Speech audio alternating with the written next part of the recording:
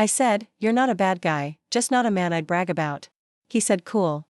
Then walked out forever. I'm Maria, 32, and that's literally the last thing I said to my husband before he ghosted me like we were casual Tinder matches instead of married for 4 years. Looking back, I probably should have seen it coming. We'd been fighting more and more, but honestly I was just keeping it real. Alex was fine. Not terrible, not amazing, just there. Every Sunday, I'd scroll through Instagram seeing Jen and her hubby on another yacht weekend while I'm stuck at home watching Alex play video games. It wasn't always like this. I mean, when we first met, he had ambition that he was going to start his own business, work his way up, all that stuff guys say to impress you. The night before it all went down, I was at dinner with my girls. Stacy's husband had just surprised her with a Range Rover, not even her birthday, just because. Ally's man had gotten that promotion, so they were house hunting in that gated community everyone wants to get into. Then there was me, sitting there with nothing exciting to share, except that Alex had finally fixed that leaky faucet after I'd asked for like 3 months. How's Alex doing at work? Stacy asked, and I just shrugged. What was I supposed to say? That he was still at the same position he'd been at for years, making the same money, with zero prospects of moving up? That we were the only couple in our friend group who hadn't upgraded from our starter home? When I got home that night, Alex was on the couch watching some documentary instead of working on that side project he'd talked about for years. I opened our banking app, a habit I'd developed lately, compulsively comparing our account balance to what I estimated my friends' husbands made. The numbers stared back at me. So much smaller than what Jen's husband brought home, what Stacy's man provided. I'd been keeping track, you know? Not just in my head, but an actual spreadsheet comparing our household income to my friends' couples. Every time someone mentioned a bonus or a promotion or a new purchase, I'd update it. The gap was widening, and it made me sick to my stomach. That night, I didn't say anything. I just added another item to my document, the one labeled, Reasons to Leave. That I'd started 6 months ago. It was my private way of tracking all the ways Alex was falling short. Friends' husbands all received promotions or raises this year. Alex still at same salary level. The list was getting long. The next morning, Alex was all cheerful, making breakfast like everything was normal. He didn't see me checking my Instagram, looking at Jen's husbands showing off their beach house renovation. He didn't know I was mentally adding up how much that kitchen probably cost, more than Alex made in 3 months. I was thinking we could check out that new hiking trail this weekend, he said, sliding a plate of eggs in front of me. Weather's supposed to be nice. I looked up at him, at his faded t-shirt he'd had since college, at his dad bod that was getting more dad by the month, and I thought about the guys in my friends' photos, guys with 6-packs who took their wives to Bali instead of hiking trails. 20 minutes from home. Don't you think you should be focusing on that certification you talked about? The one that could actually help you get ahead at work? I said, pushing the eggs around my plate. His smile dropped a little. I thought we agreed I'd look into that next quarter when things slow down. Things never slow down, Alex. That's just your excuse. I pulled up the photo of Stacy's new Range Rover. Meanwhile, Stacy's husband just surprised her with this. He glanced at my phone, then back to his coffee. Good for them. Don't you get it? Every single one of my friends is living the life we talked about when we got married, the life you promised me. And what do I have to show for sticking with you? What do I have to brag about when we get together? The argument escalated from there, me listing all the ways he was falling behind, him getting quieter and quieter. Until finally, I said those words, the ones I can't take back. You're not a bad guy, Alex, you're just not a man I'd brag about.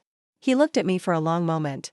His face did this thing where all the emotion just drained out. Cool, he said. Then he grabbed his keys and walked out. I figured he'd gone to cool off, maybe crash at his brother's place for the night. I even felt a little satisfied, like maybe this would be the wake-up call he needed. I didn't know then that cool would be the last word my husband ever said to me. I didn't know he'd walk out that door and never come back. That night, I updated my reasons to leave document with, walks away from problems instead of facing them. I still believed he'd be back. I had no idea what was coming. I met Alex 5 years ago at my friend Cassie's housewarming party. I wasn't even planning to go, had just gotten out of a messy situation with a guy who looked great on paper but turned out to be all talk and married. But Cassie insisted, saying I needed to get back out there, and there was Alex, fixing Cassie's broken cabinet in the kitchen while everyone else was getting drunk in the living room. He wasn't my usual type. My ex before the married guy was a personal trainer with an Instagram following, and before him, I dated a guy who was trying to make it as a DJ. Alex was stable.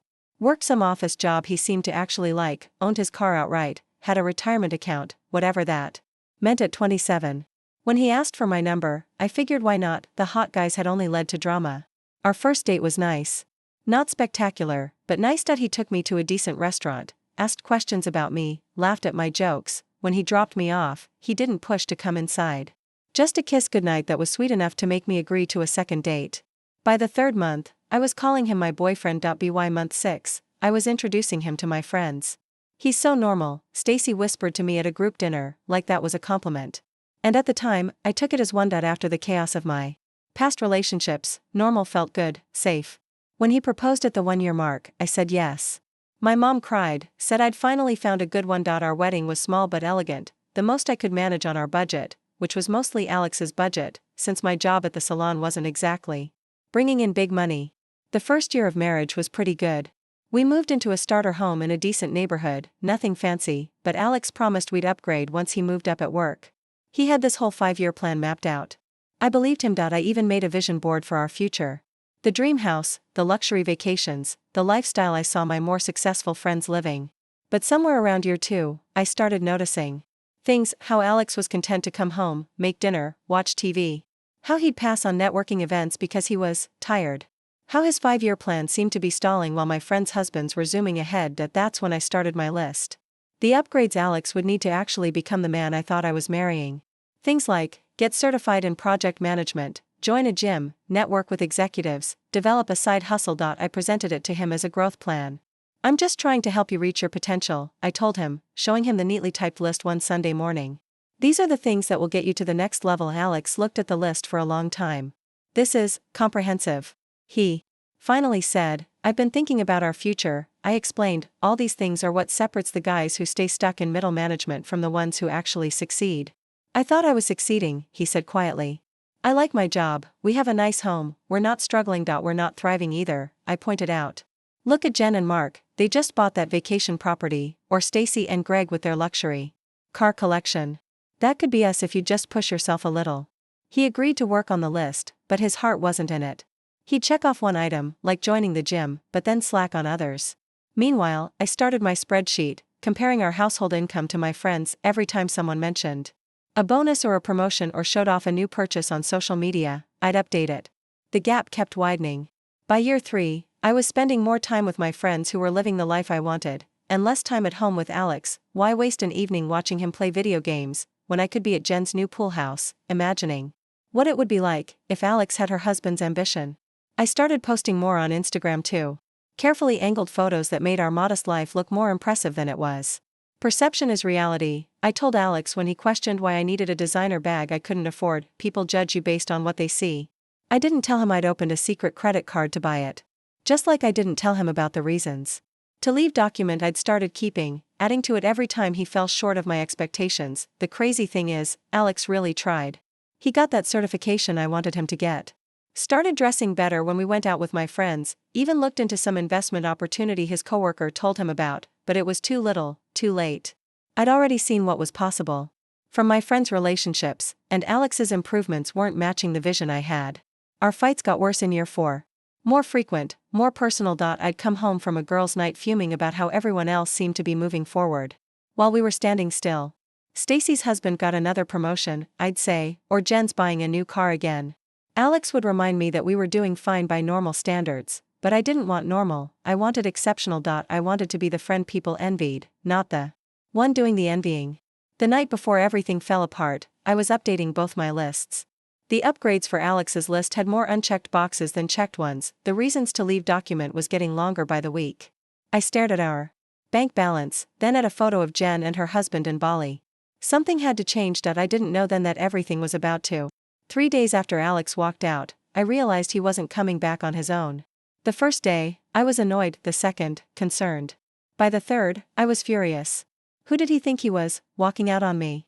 I called his phone straight to voicemail, texted him. No response. Called his brother, who claimed not to know where he was, a lie, I'm sure. I drove to his office, ready to make a scene if necessary, only to find out he'd taken a week of personal leave. His coworker, the only one who would talk to me, said Alex had mentioned needing space to figure things out. Space? From what? From me, the only person actually trying to make our relationship better? Back at home, I went through his closet and realized he'd taken enough clothes for more than just a few days. His passport was gone too. That's when the panic set in. This wasn't a typical fight where he'd sulk for a day, then come home with flowers. This was something else. I called my friends, expecting sympathy, but their responses were lukewarm at best. What exactly did you say to him? Cassie asked after I explained the situation. When I told her, there was a long silence on the other end. Don't you think that was a bit harsh? She finally said. I was just being honest, I defended myself. He knows. I've had issues with his lack of ambition, this isn't news. There's honest, and then there's cruel, Maria, she said quietly. I hung up on her and tried Stacy instead, who at least had the decency to bring over wine, but even she seemed uncomfortable when I showed her my reasons to leave document and upgrades list. I knew you guys were having problems, but this is a lot, she said, scanning the lists. Does Alex know about these? He knows about the upgrades list, it's supposed to help him improve, and these income comparisons? Does he know you're tracking how much less he makes than our husbands? I shrunk. He knows I want more for us. Stacy looked at me strangely, for us, or for you? After a week of no contact, Alex's brother finally confirmed he was staying with him. But wouldn't put Alex on the phone. He needs time, was all he would say. 2 weeks in, I got an email from Alex, not even a call, an email, saying he'd be by to pick up more of his things while I was at work. He'd leave his key after. Like we were roommates whose lease was up, not husband and wife. I took the day off to intercept him, determined to make him talk to me. When he showed up and saw my car in the driveway, he almost left. I had to run outside to stop him. You can't just ghost your wife, I said, blocking his path to his car. Alex looked tired, more than tired, empty. I'm not ghosting you, I told you. I'd be getting my things. Without talking to me? Without trying to work this out? He laughed, but there was no humor in it. Work what out, Maria? The fact that I'm not enough for you? Never have been, apparently. That's not. I found your documents, he interrupted, the reasons to leave, list, the income comparisons, all of it. My stomach dropped. I'd kept those on my password-protected laptop, but I'd left it open the morning of our fight. Those were private, I managed. Yeah, well, so was our marriage, but apparently you've been sharing all my shortcomings with your friends, so I guess we're even. Alex, you're overreacting, I was just venting. No, his voice was firm in a way I'd never heard before. You weren't just venting, you were building a case against me, while pretending to build a life with me. I was trying to help you reach your potential. My potential according to who, you? He shook his head. I like my job, I was happy with our life. The only thing wrong with it was that it wasn't enough for you, because I know you could do better. We could have more. That's just it, Maria, I don't want more. I want someone who values what we have, who's proud to be with me as I am, not as some project they're trying to upgrade. He stepped around me. I'll come back another day for my things. So that's it? You're just giving up? Proving me right that you're not the man I thought you were? He turned back and for a moment I thought I'd gotten through to him, but then he said, no, I'm finally being the man I should have been all along. One who knows his worth. Then he got in his car and drove away again. A month passed, then two. Alex moved most of his things out while I was at work, filed for divorce through his lawyer. We haven't spoken directly since that day in the driveway. I got the papers last week. My friends started pulling away too. Suddenly, I wasn't getting invited to the brunches or the girls' nights. When I confronted Stacy about it, she was surprisingly blunt. The way you treated Alex made us all uncomfortable, she said. It made us wonder how you talk about us when we're not around. That's ridiculous, I said. I loved Alex. Did you? Because from what you showed me, it looked like you loved the idea of who you wanted him to become, not who he actually was. I tried to argue, but the truth was, I'd lost my audience. No one wanted to hear me complain about Alex anymore. No one cared that he'd left me with a mortgage I could barely afford on my own. No one sympathized when I had to sell my designer bag to cover bills. That's when Ryan came into the picture. I met him at a bar where I'd gone alone, not ready to admit to anyone that I was now that sad divorced woman drinking by herself on a Friday night. He was good looking in that polished way Alex never quite managed. Tailored suit, expensive watch, perfect haircut. When he bought me a drink and asked what I did, I may have exaggerated my job title a bit. When he mentioned he was in finance, I didn't ask too many questions. I just imagined how he'd look standing next to me in photos. Our relationship moved fast. Ryan checked all the boxes Alex didn't. 6-figure income, corner office, luxury condo. He took me to the kind of restaurants where they don't put prices on the menu, bought me the designer things I used to have to hide on a secret credit card. For the first time, I was posting real glamour shots on Instagram. Not carefully angled fakes, but something was off. Ryan was always on his phone, even during dinner. He'd cancel plans last minute for work emergencies. And when we were together, he didn't listen the way Alex had. He'd ask a question, then check his email before I finished answering. Still, I was determined to make it work. This was the lifestyle I'd always wanted, even if the man who came with it wasn't quite as attentive as I'd hoped. I started making more effort, dressing up for dinner at home, planning weekend getaways. Trying to recreate the relationship I'd had with Alex, but with the lifestyle Ryan provided. 3 months in, Ryan invited me to a work event. Finally, a chance to show off my successful boyfriend to the world. I spent days shopping for the perfect dress, hours getting ready. When we arrived at the fancy hotel ballroom, I was ready to shine. But Ryan kept introducing me as his friend, not girlfriend, friend, like we were casual acquaintances, not sleeping together for months. When I confronted him at the bar, he seemed surprised by my reaction. "We're having fun, Maria, but let's not get ahead of ourselves," he said casually, eyes already scanning the room for someone more important to talk to. "Ahead of ourselves? It's been 3 months," he gave me a patronizing smile. "And it's been great, but my career is my priority right now. I thought you understood that. I thought about Alex, who'd always made me feel like his priority even when he wasn't meeting my other expectations. I'm not asking for a proposal, Ryan, just some basic respect. Look, you're a beautiful woman, Maria, great company, but if you're looking for something serious, I don't think I'm your guy." Just like that, after 3 months, expensive dinners, weekends away, I was great company, but not worth committing to. And the worst part? I couldn't even be that mad because wasn't exactly what I'd done to Alex. Enjoyed the parts of him I found valuable while making it clear he wasn't quite meeting my standards. The next day I went through my phone and deleted all the pictures of Ryan and me. I stopped myself from posting some cryptic breakup message. On Instagram, what would be the point? No one was following my story anymore. My so-called friends had moved on. Alex had moved on. I was sitting in my living room, our living room, still with the furniture Alex and I had picked out together, when I got a text from Cassie. "Heard about you and Ryan, want to grab coffee, I think we're overdue for a talk." Cassie, who'd been my friend before any of the others, who'd introduced me to Alex, who'd tried to talk to me when things first went bad. I wanted to ignore her, to hold on to my anger, but I was so tired of being alone. "Fine," I texted back. "Tomorrow at 10. When I saw her at the coffee shop, she hugged me tight, like she was genuinely happy to see me. We made small talk for a while, catching up on work, mutual friends, then she took a deep breath. "I saw Alex last week," she said. "He asked about you." My heart stuttered. "What did he say?" "He wanted to know if you were okay, said he heard through the grapevine about Ryan." "And what did you tell him?" "That I hadn't talked to you in a while but that I was planning to." She hesitated. "He's doing well, Maria, started his own business, the one he used to talk about, seems happy." I felt a strange mix of emotions, pride, regret, jealousy. "Good for him," I said, and I mostly meant it. "Look, I didn't ask you here to talk about Alex. Cassie said that I wanted to check on you. The Maria I'm seeing on social media lately doesn't seem like the friend I've known for years." "What's that supposed to mean?"